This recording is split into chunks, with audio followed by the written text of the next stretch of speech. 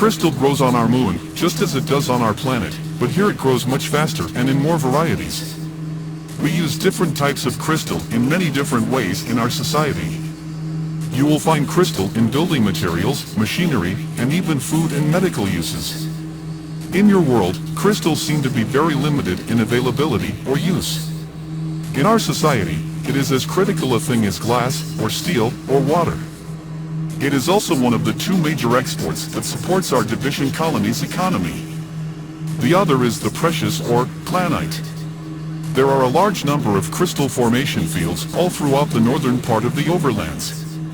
There is much more free land above what we have come to call the crystal plains, but it is important that we establish and secure harvesting, processing, and distribution operations before weakening our position by trying to overextend ourselves beyond what we are capable of settling at a comfortable pace. The borders, especially a fringe border like the northern line at the top of the overlands, are our most vulnerable places, just like they are for your countries here. But in a colony, we don't have heritage establishments and protocols to draw from. Even after 3 generations here, the moon population is still trying to figure a lot of those things out.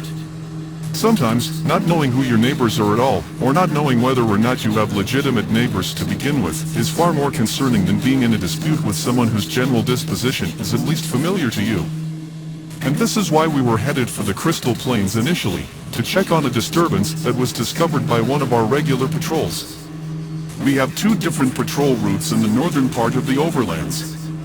The upper route runs along the line of 6 outposts and spans a length of about 3 days regular flight.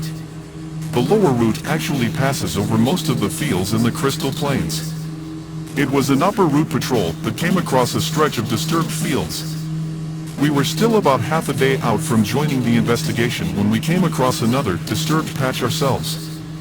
We hovered for about 2 hours as we sent 2 of the scouts we were carrying to do some initial picture taking.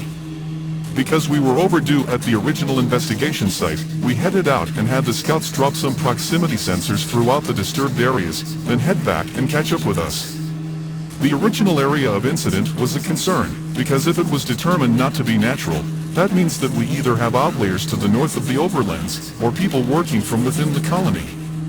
Either is a terrible prospect.